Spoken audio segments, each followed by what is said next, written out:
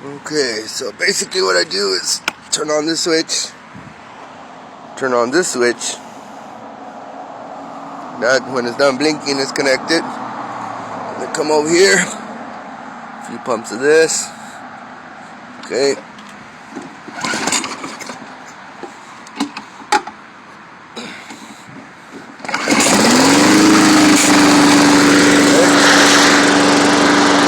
It's hard to hold it and drive at the same time because I hold the camera. There we go. Basically, I go cut some grass with this shit. I just need a donor mower and I can make this thing.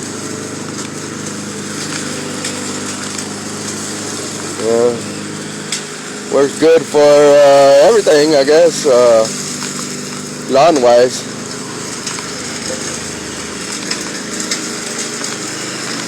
Not really going in a specific pattern right now, I'm just driving around for fun.